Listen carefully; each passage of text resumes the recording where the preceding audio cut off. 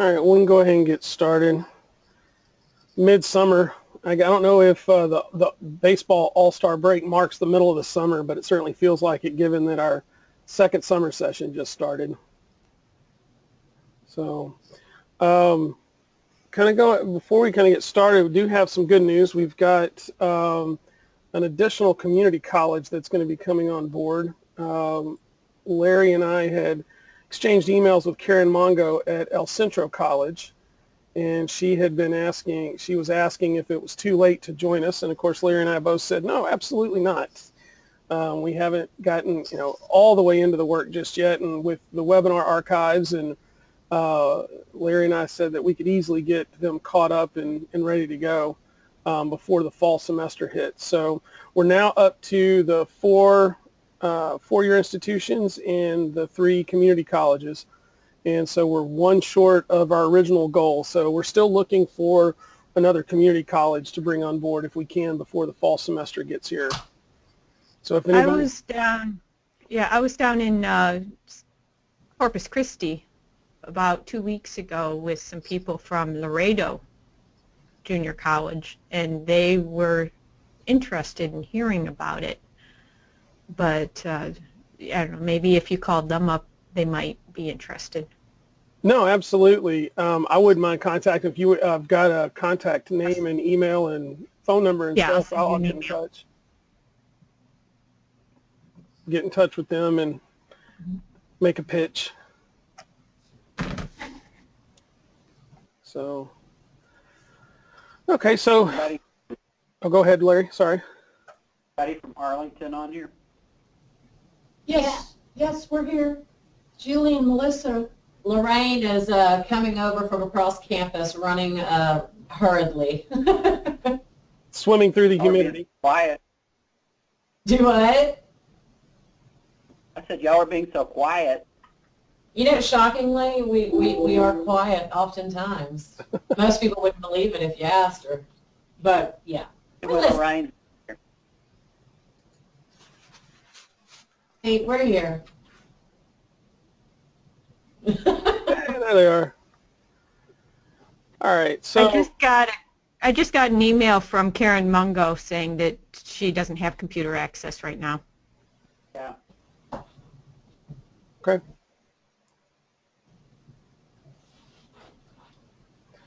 All right, so the items for today, not going to spend a whole lot of time on the things that we've talked about before, just kind of have a few things for, just have them on the list, just kind of as a quick check-in to see if anybody has any questions. And then the primary new thing today is to discuss what sort of demographic data that we may want to collect along with the samples once we get to that part of the process in the fall. And then also Larry and I have met with Matthew Kiley, I think if I've got the name right, Larry, from LiveText, and have started those conversations in terms of starting to work out the logistics of what we're going to need to do in order to work with that system to actually get through the process of submitting the actual samples. So on the IRB, is it not really anything from our perspective other than to just give anybody an opportunity to ask any questions if you've have any concerns or any comments about that part of the process, the IRB or the institutional approval process. We have our exemption. That's done. IRB here has approved our plan as well. Outstanding. And at SFA, I think I mentioned before that our policy basically exempts assessment activities, and the chair of the IRB review board, the committee, said that she believes it falls under that policy to be an assessment, so it should be exempt from their review. Yeah, and we're waiting on formal approval of this specific request, but it's almost word for word identical to the request we submitted for our participation in the multi-state collaborative earlier this spring. So I don't have any expectation it's going to be anything but approved, and that should be coming back within the next couple of 3 weeks, I think. So, okay. So if there's not any questions or concerns there, we talked about the sampling methods, and I think it was, I can't remember if it was the last meeting or the one before that, we made some changes to this.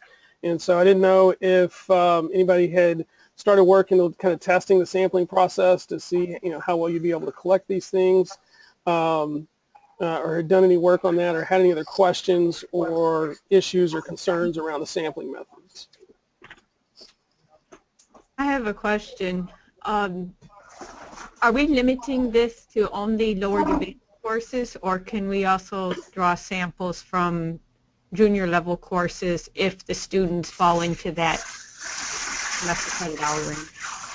I think it's the latter of those two. We're more focused on the type of student than we are the specific course. And we had decided much earlier on, I know Lorraine had a lot of concern. We'd originally talked about limiting it to just core courses, and we had talked about that being too limiting for four-year institutions, given that students that are native students to four-year institutions will often spread the core out. And so if we combine combine the requirement that they have, 42 to 72 hours or being sophomore or junior level and from certain core courses, that might be too restrictive of a sample of requirements for four-year institutions. So the short answer is it's the latter. As long as the student meets those requirements, sophomore or junior level, or ideally 42 to 72 completed semester credit hours, then I don't know that the course matters as much. The assignment being aligned to the rubric and being a valid assessment for that rubric would be most important. Though since we're starting with written communication, that should be somewhat easier than some of the other core objectives.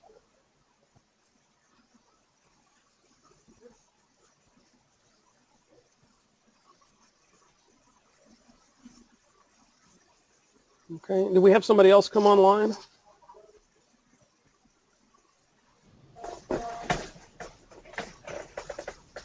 Maybe someone from El Centro.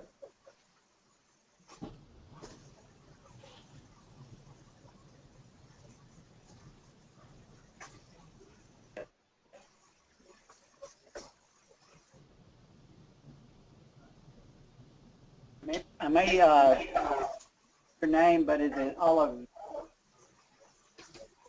Yes, Olivette Hill. Olivette Hill, okay. Yes. From El Centro is Yes. joining us. Oh, Yes. Outstanding.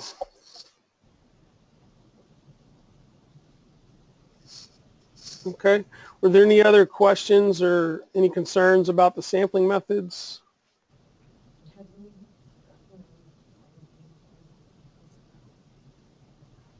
Okay.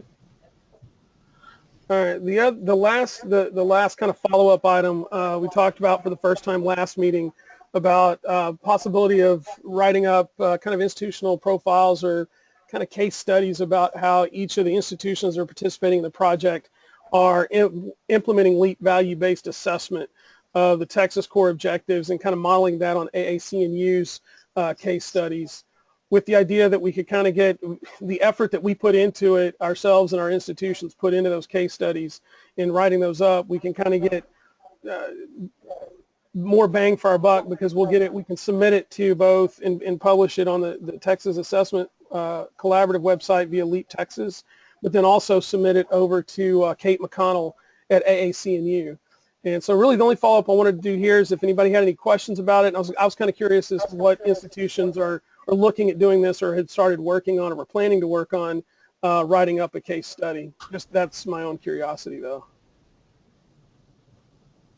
I haven't started yet, but we'll get on it as soon as possible. That's where I'm at with it. It's on my to-do list, and heaven help me if I can get to it. My question, Chris, is what the model looks like, that template that's available. Is that a link we can look at together right now? I believe so. Now. There was a couple of things that I can pull up real quick. So this is where the AAC&U publishes those as soon as I get clicked on. And I think that this is the one, the reason I linked to this specific page. You can see this is page 6 of their case studies. If it's the same case study I remember reading initially. I think it was. Yeah, and so this kind of runs through the process. This kind of provides a lot of examples. But then out on the LEAP Texas website, you can get to the presentation from last time, and these are kind of the questions that are in their template. Whenever Ashley Finley had originally approached me about doing a case study for what we're doing at San Jac, and the template or the questions they asked us to address in that case study were these questions. And again, these are this is from the PowerPoint presentation from the last meeting in June, so it's available on the website. And then I think I also put out on the website, and I can jump out to it. I need to find, where's my, yeah. So going to, and I'm just pointing and clicking. I need to slow down a little bit and show you guys where I'm clicking, make sure you can see it. So going out to the LEAP Texas website and then to the Texas Assessment Collaborative link. This first link right here, the participant meeting for June 21st. I also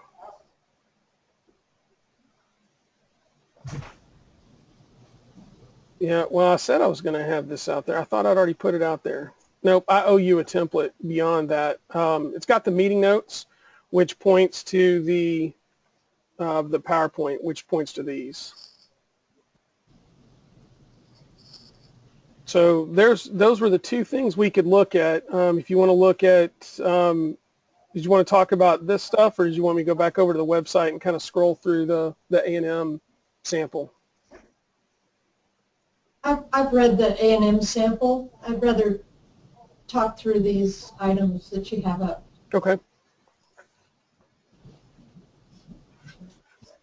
So it seems like in the introduction, you're laying just like a background, what led your campus to use value rubrics, and then list rubrics.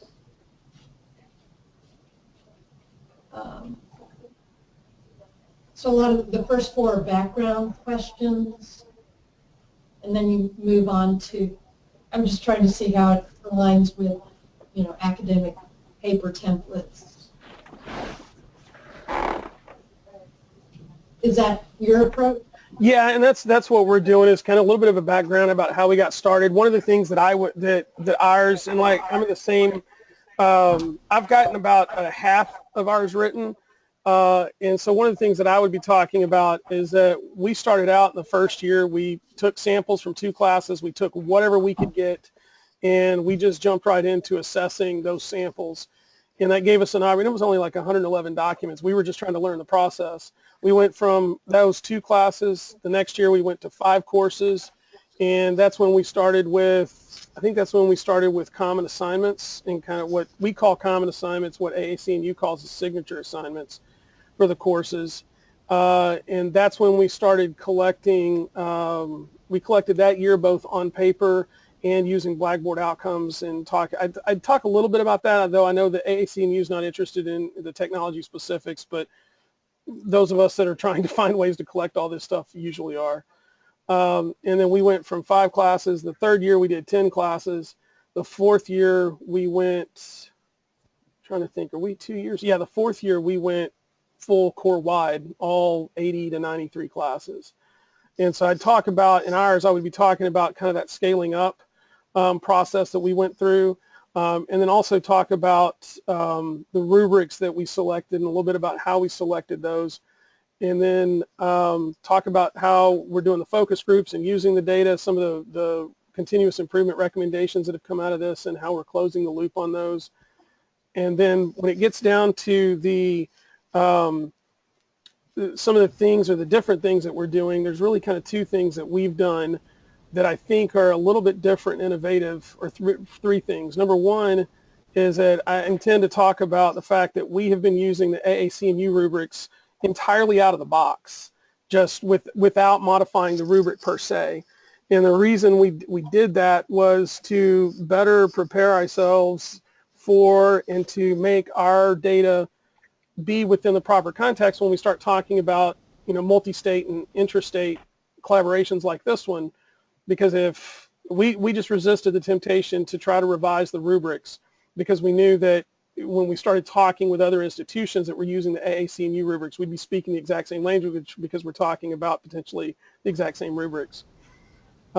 Second thing is that one of the things that's interesting for Texas is we're not just picking, we don't have our gen ed outcomes mapped directly to the AAC&U rubric, so we have this interesting task that every institution in Texas is going through is which rubric, if we're going to use leap value rubrics, which rubric are we going to use to assess personal responsibility and social responsibility, and then even empirical and quantitative skills. And so one of the things that we did that I'm going to include in the case study is we started off by selecting just a rubric for personal responsibility, and it did not work well at all.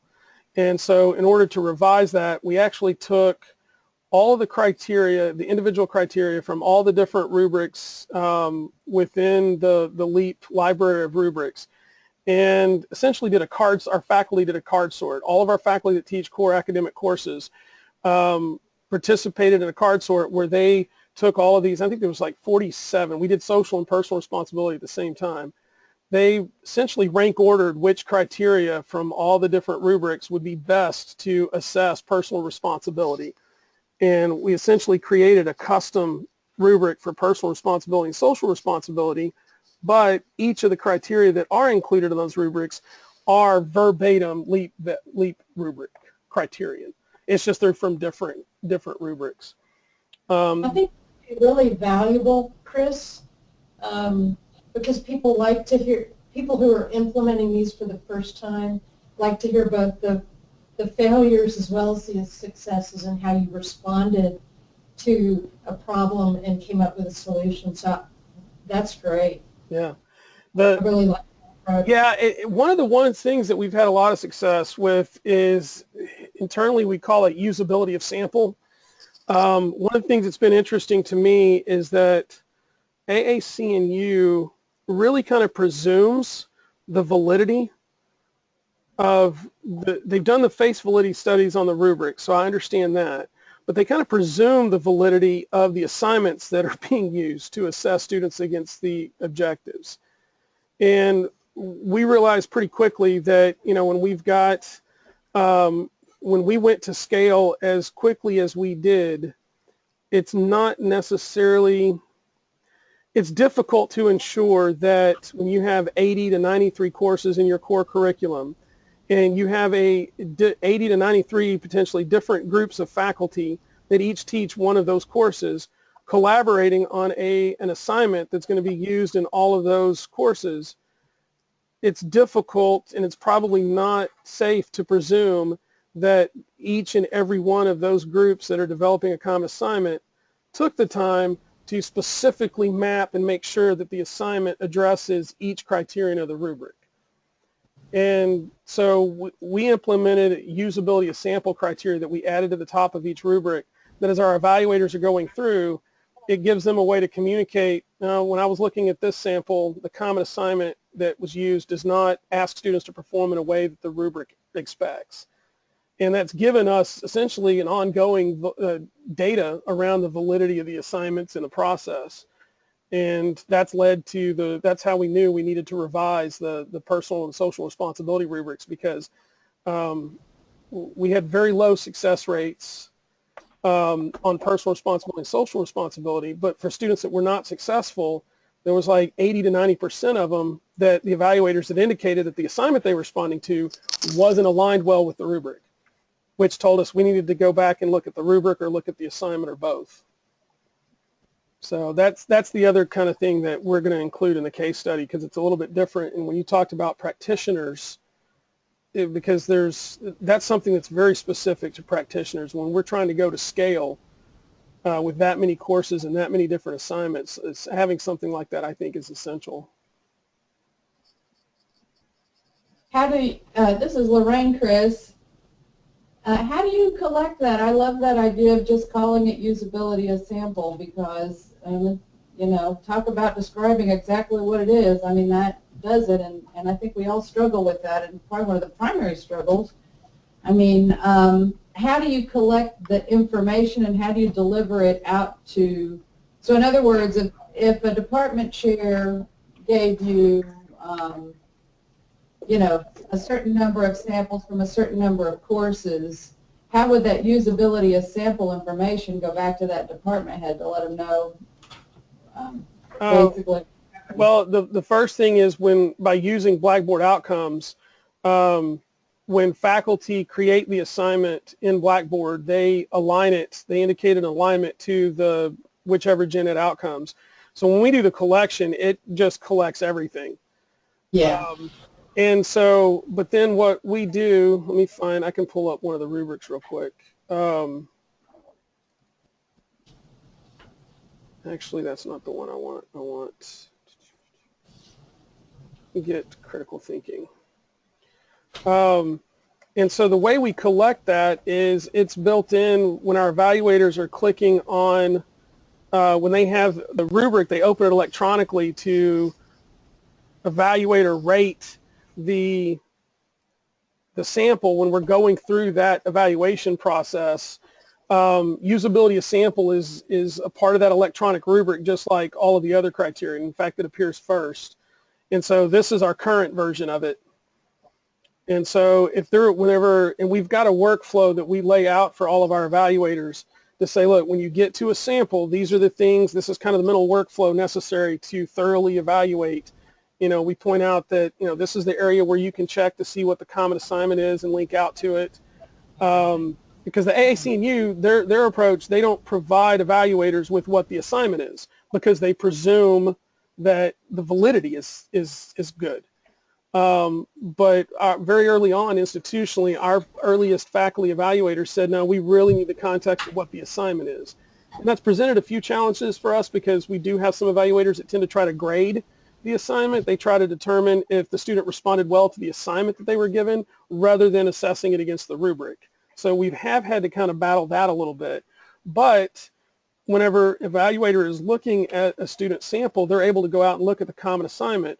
And they're able to compare the common assignment to the rubric. And if they've got, if there's an assignment that was developed that was maybe aimed more at written communication than critical thinking, so it didn't ask students to use, to cite sources well enough, or wasn't clear enough to students that they needed to use sources, then our faculty evaluators can indicate, well, this might be a level 3 on usability, that there was a disconnect between the rubric and the assignment.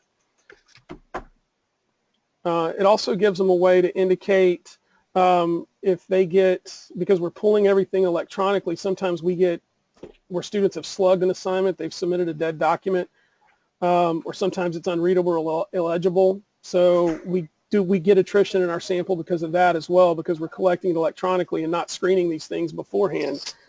So that's the level 0. And then the level 2 and the level 1 are other instances that they encounter that are possibly confounding variables for the observed results that are affecting, well, we're seeing how well students are performing against critical thinking, but there may be other things that are interfering with that being a reliable measure of the critical thinking skills.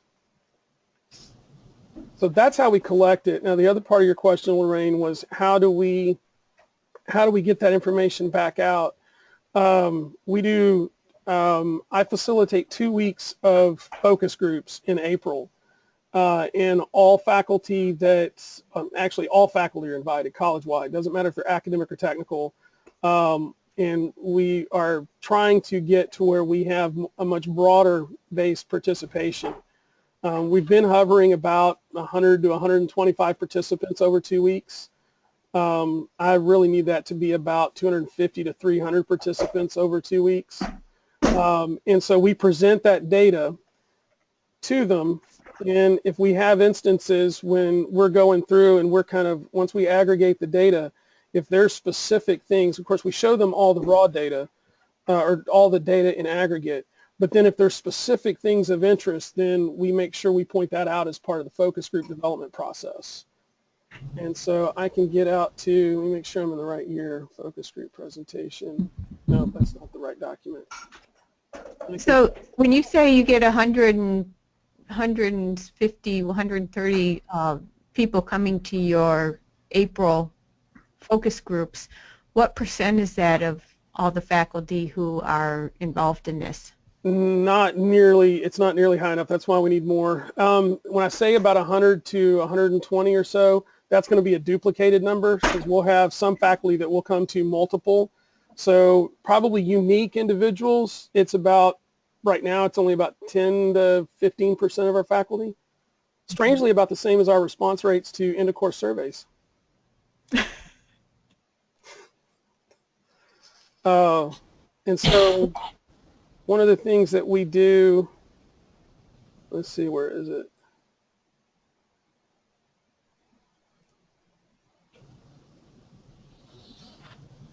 Yeah, so one of the things is, and we're looking at the results,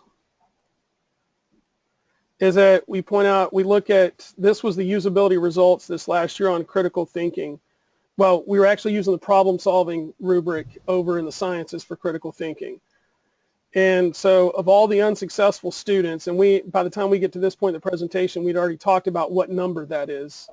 But of the students that were not successful, fully 61.3% of those unsuccessful students, the evaluators had indicated that it was because of, they thought it might have been because the rubric and the assignments were not aligned well. And so what that tells us, and then what we emphasize to faculty, is that that misalignment between the rubric and the assignments is potentially a 40% difference in our success rate. It's really confounding the results. So what that's allowed us to do is we've allowed that's kept the common assignment and the development of that entirely in the hands of the faculty, but the usability of sample has given us a way to check the validity and to provide this data back to the faculty to start working through that process of, hey, we've really got to start checking the validity of these assignments a little bit better to make sure that they're better aligned to the rubrics. So it keeps everything faculty centered, but it kind of drives and forces that process along. And it's kept me from having to go through and review assignments and as an instructional designer try to tell somebody you need to redesign that assignment, because that's just a bad idea. That's an untenable approach to that process for me. I get eaten alive if I do that, and should be, actually. Thank you. So, but it does show, ironically, it does show that if you like your test and then you don't teach to the test, you're not going to get good results. Yeah, we have a lot of concerns about, well, are we teaching to a test? I'm like, well, we're teaching to a standard. And right. And my question back to faculty when they ask that question is, well, don't we have to teach to something?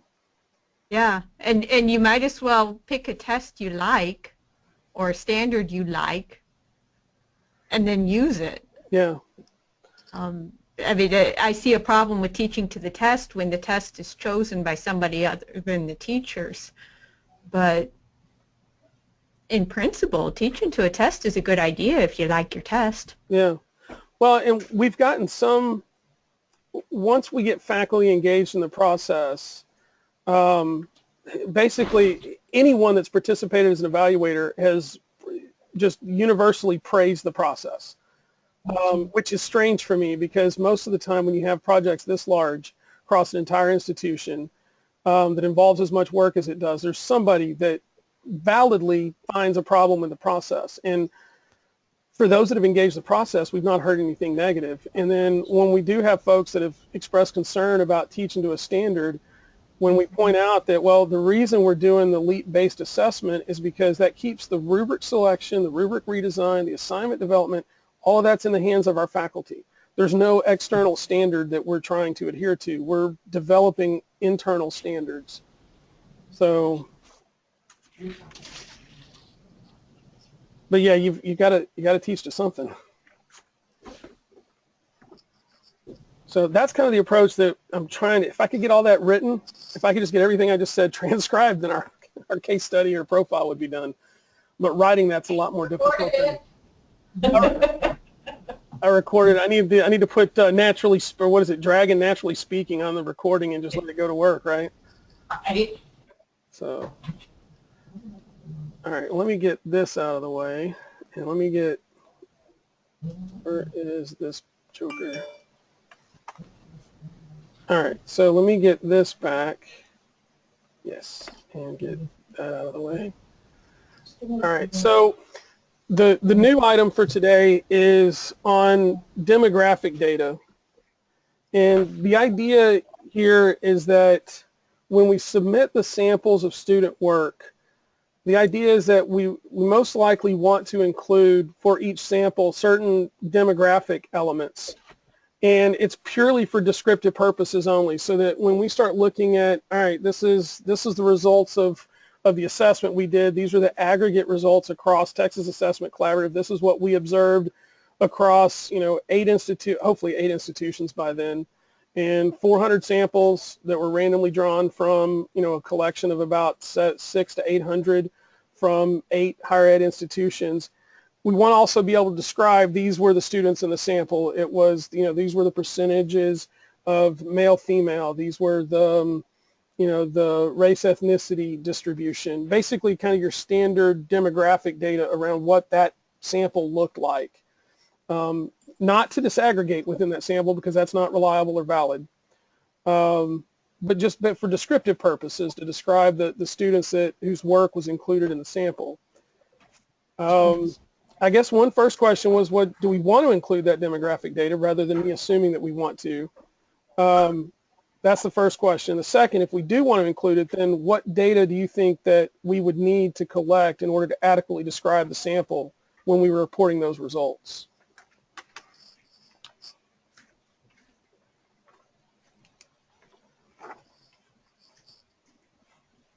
We might want to show the level of diversity, race, ethnicity. Race. And first generation in college.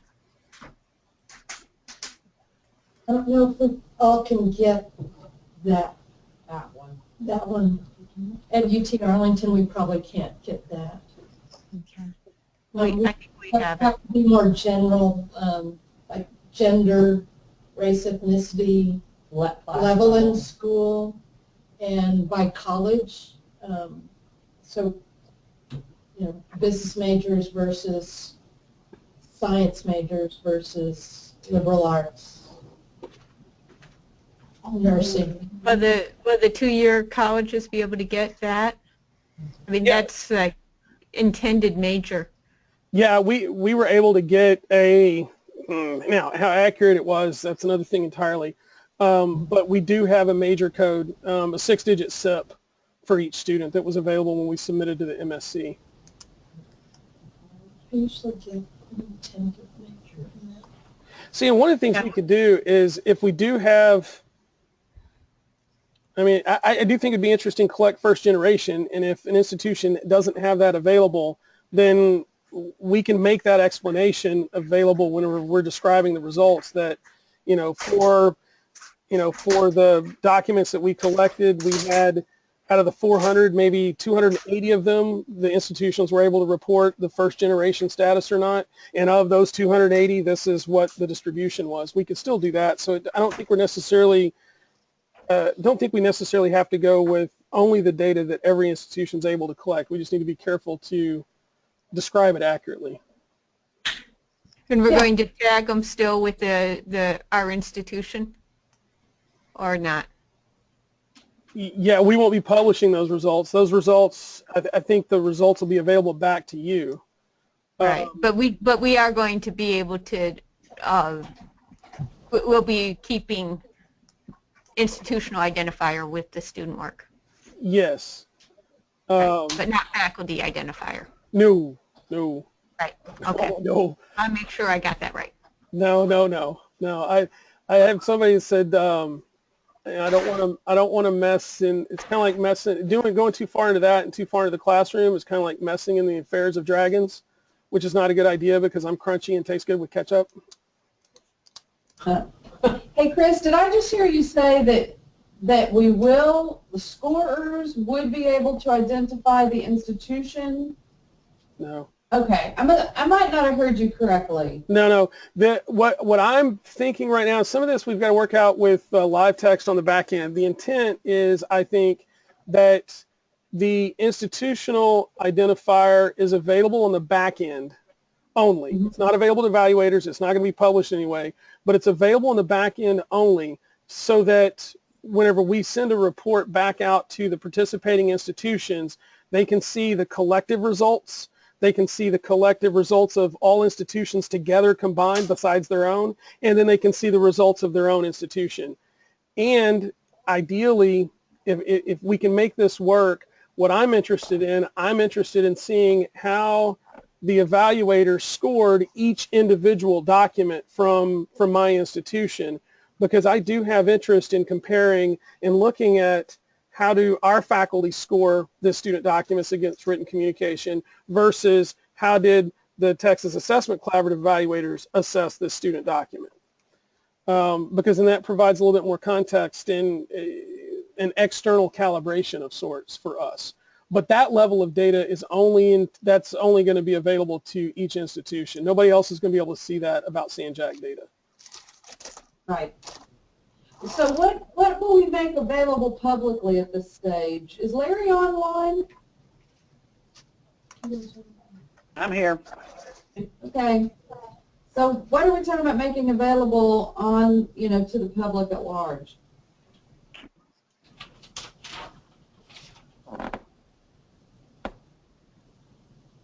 We haven't talked about that yet. Okay. Conversation that we need to have. Yeah, absolutely. It'll be a good one. That sort of matters. My personal viewpoint is, and this is just me personally, I haven't talked to Chris, I haven't talked to you, I haven't talked to anybody about it. But I would say whatever we make available would probably need to be very generic and not significantly disaggregated. That's my personal opinion. No, and I would even go one step further, not significantly disaggregated, but not disaggregated at all. Anything disaggregated is not going to be reliable. And I think that at least I think the understanding for most institutions coming in is that there's not going to be any institutional specific data that's published. That's only going to be available to that institution. Like I said, Larry said, we haven't discussed it in detail, but my inclination is that kind of what Larry said, that it would be, here's the aggregate results of all 400 students that were included, and here's the description of those 400 students.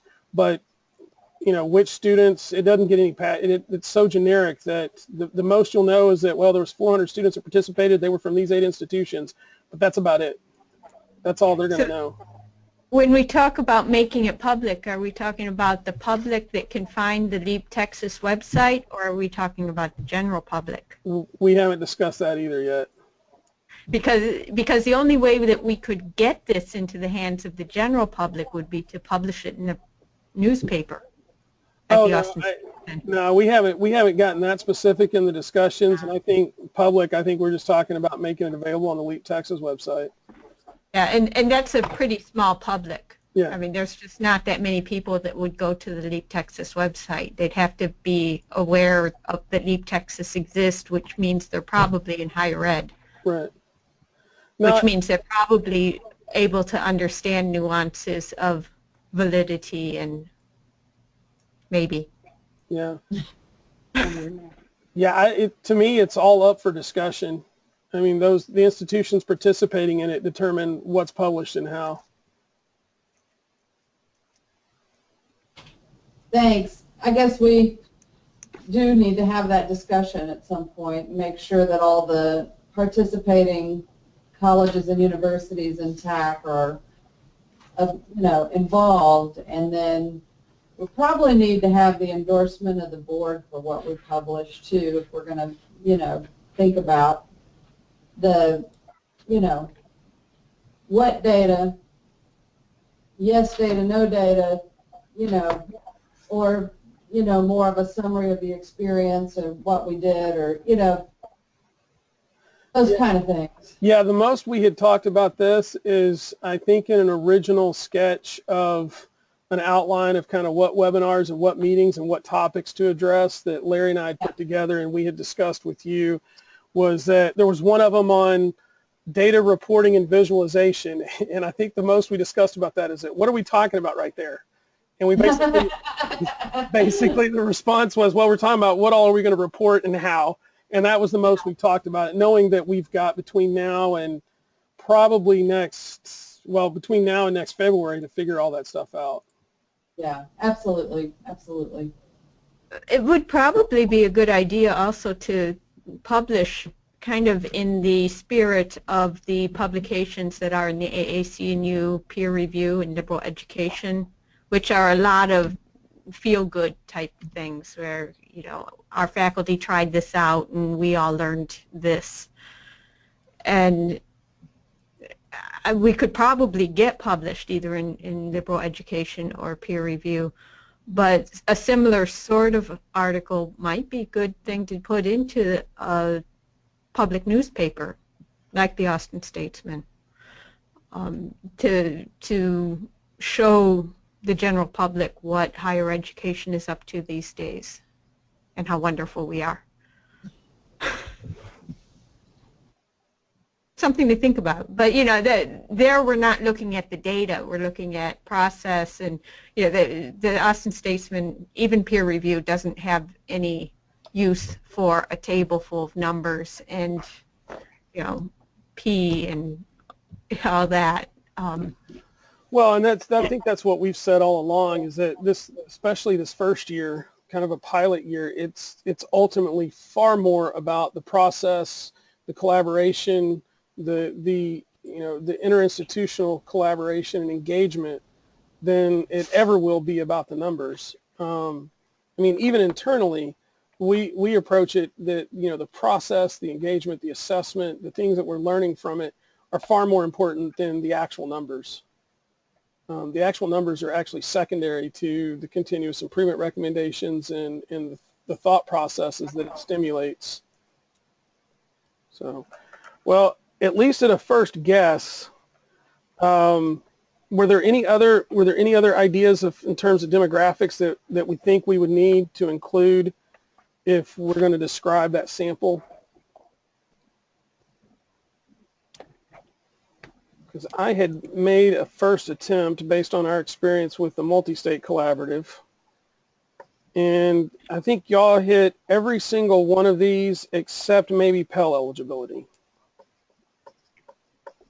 Now we can get to that easier than we can get to first gen. But yeah, you guys mentioned major, degree level, the credit earns if you can get to it, the classification. You guys mentioned all of this. Plus the first generation stuff. And actually MSC, one of the things that I thought was interesting is whenever they were asking us to report, it wasn't if the student is currently eligible for Pell. They wanted to, it was a yes if the student was ever eligible for Pell. Good point. At UHV, course is synonymous with faculty because we have a lot of courses that are taught by exactly one faculty. Oh, okay. Well, and again, this data, yeah, no, this data is going to be for generic descriptive purposes. The granular detailed data won't be available to anybody but anyone but you for your own institution. What that would allow us to describe, and when we're describing this in aggregate, is we could say, look, the sample that we had, this 400, included samples drawn from, you know, these types of courses statewide.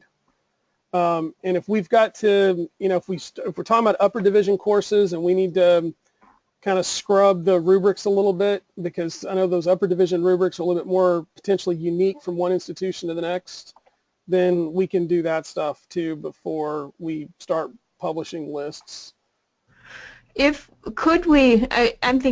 was thinking that even if we, instead of doing course, we did discipline, that still wouldn't solve the problem for UHB because we have right now 2 faculty who teach political science.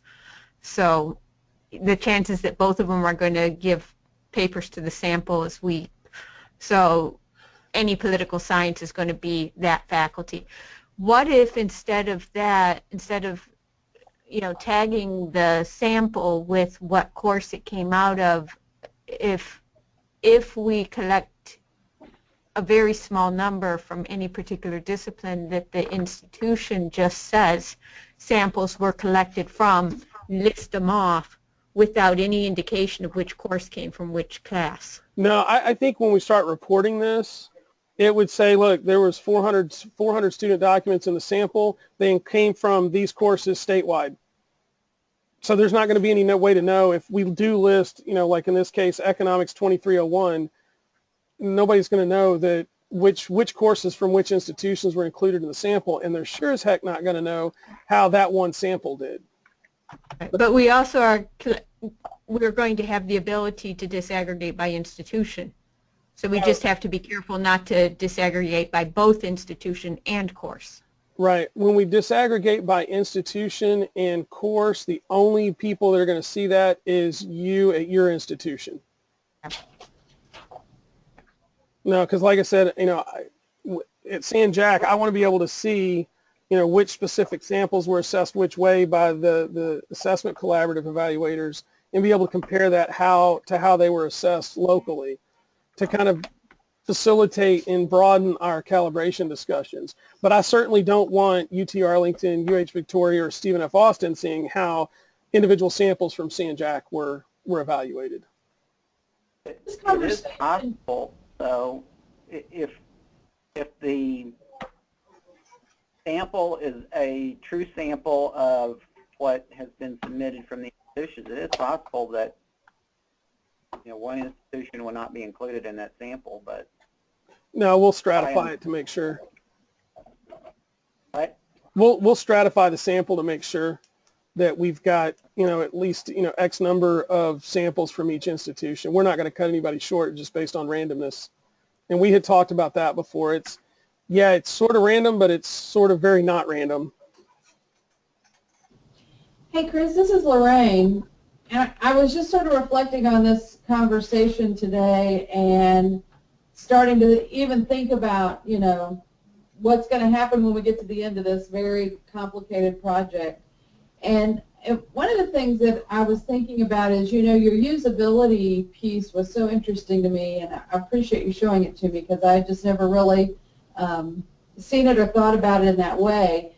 But one of the questions that now I sort of have in my mind is when, say for example, when San Jack buckles down to choose their 100 samples that's going to go into this, and then the accompanying demographic information that you'll send, are those 100 samples going to have the highest usability level before they get put into this? Because other institutions are probably doing that. I mean, in other words, is it possible that you would have a sample be one of your 100 with low usability of sample? We try not to. We had that issue with the multi-state collaborative, and so what we do is we do screen those as best we can for validity before we include them in the sample. Gotcha. Okay, that's awesome. No, because unless the project, unless your assessment process includes that usability of sample, then you do have to kind of pre-screen those up front. And like I said, the multi-state collaborative and the AAC&U in general presume the validity of an assignment, which from a theoretical perspective, that's great. But when you're talking about a practical perspective of trying to go from, go to full scale like we have over the last 4 to 5 years, presuming validity is not guaranteed, and presuming it is not a safe assumption. So that's why we've put in that usability sample. But for this project, I see us going the same direction that multi-state collaborative has, and that is if you're sending along a sample, there's some check for validity before you submit it to the sample. Gotcha. say, how many Texas schools ultimately are in the MSE right now? You know, I don't know that I've ever gotten a firm answer on exactly how many. But you're working a lot more with Kate than Rex. Yes, yes. I had worked with Kate, and I'm going to not remember the two folks at the multi-state collaborative that I spoke to. So yeah, I haven't gotten a definitive answer on which Texas institutions are participating. I guess I could probably send along. I am kind of curious. I do know that there was one institution, and I can't remember which one it was, that it was told that it was participating, and then when I had gotten in touch with my counterpart there, they had difficulty meeting the sampling requirements and had to withdraw. I had that same experience because I was trying to reach out to MSC people if I thought they were serious to see if they would join us in this as well, because I don't think it would be more work for them really.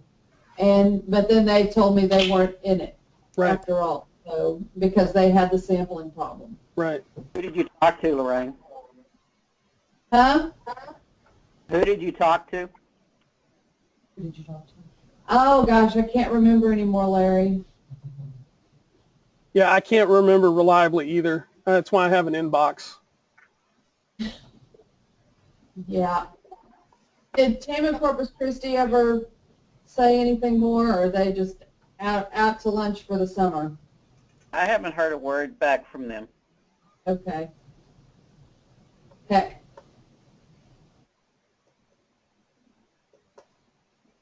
Okay. Well, we're coming up on end of time, so if you have any other thoughts on the demographics, we can, of course, continue that conversation, because we won't get to that point, like Lorraine, we were talking about with the actual reporting and stuff, until later. It's just the demographic stuff affects how we're collecting and what we're submitting. So we're still all working on the RB and institutional approvals. Those are coming up in the next month. Sounds like most of us already have those settled. And then the next meeting is August 9th. And it'll be open discussion, and we'll talk a little bit about the whole validity issue and the assignment design selection, that sort of stuff. And then anything anyone else needs to talk about or wants to talk about. Nope. Does the RRB think that email that they sent the final form, or are they going to give us a number or something? Any other last items or thoughts, or anything else for the good of the cause? After the summer. We need a letter. Yeah. I agree. Okay. They're done. Yeah, that's why I brought this copy. So All right. Well, then I think we're good for the day, and I will add, I like the webcams. I like being able to see faces. Hey, good to see you, Chris. Hey, Sharon. All work right. on that, Mary. Yeah. All right. Y'all have a good afternoon. You too. Bye. Bye.